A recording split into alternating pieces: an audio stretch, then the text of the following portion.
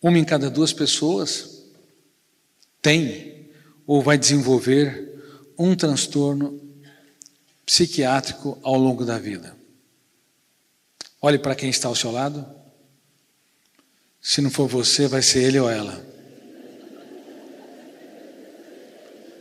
E se você apontou o dedo, a tua situação é pior.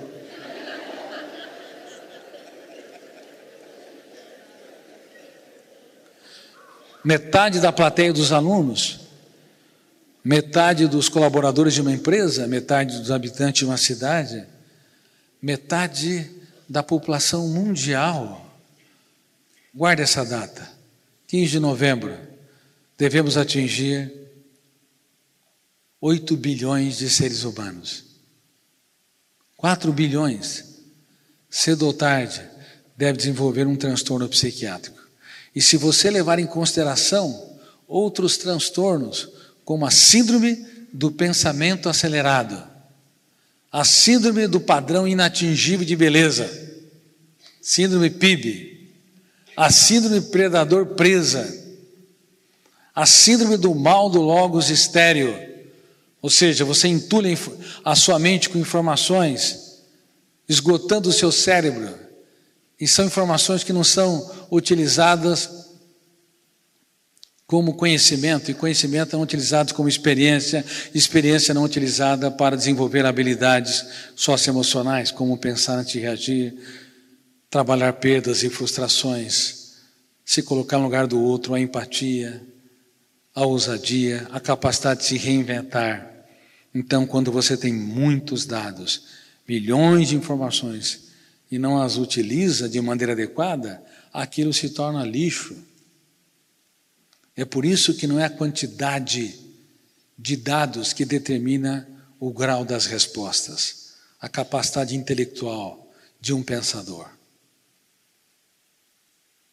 A minha teoria não apenas estuda o processo de construção de pensamentos, mas também o processo de formação de pensadores, porque homens e mulheres saíram fora da curva, libertaram seu imaginário, foram proativos, desenvolveram novas ideias e fizeram a diferença no teatro social, porque eram gênios.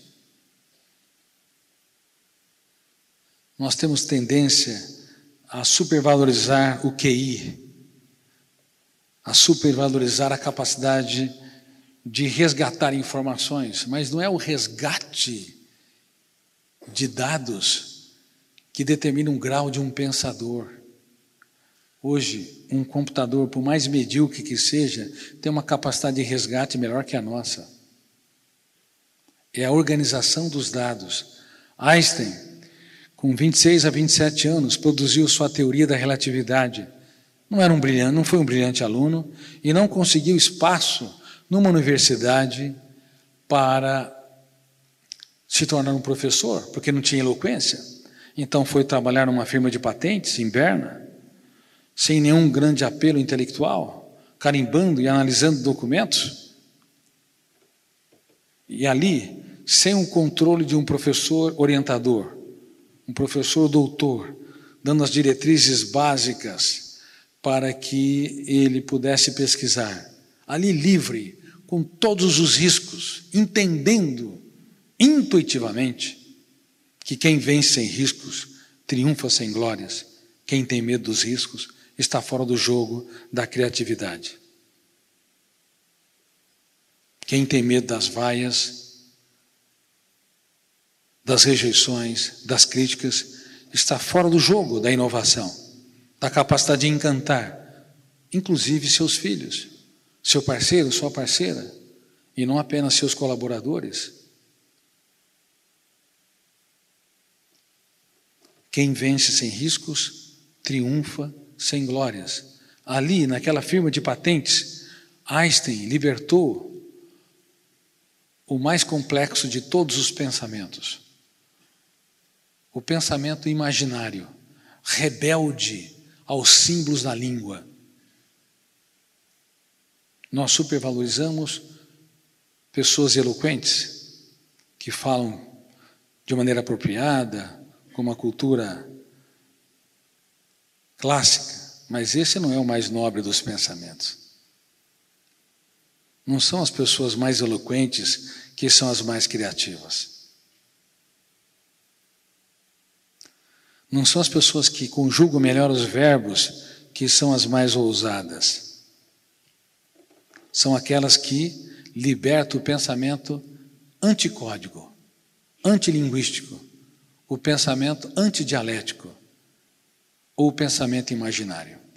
Ele se via sentado num raio de luz e observava como um louco o que acontecia com o tempo e com o espaço. Assim, ele viu o mundo de maneira tridimensional e ele ousou, portanto, andar por ares nunca antes respirados. Ousou correr todos os riscos para produzir novas ideias. E, sem perceber, também usou outra ferramenta que é fundamental para a formação de pensadores. Não apenas entendeu que quem vem sem riscos triunfa sem glórias, não apenas usou o pensamento mais complexo, que é o pensamento imaginário, mas também usou a arte da dúvida. A dúvida é o princípio da sabedoria na filosofia, na construção de novos pensamentos, novos conhecimentos e novas ideias. Quem nunca duvida de si mesmo, nunca vai romper o cárcere da rotina, nunca vai romper o cárcere da mesmice, das suas verdades absolutas.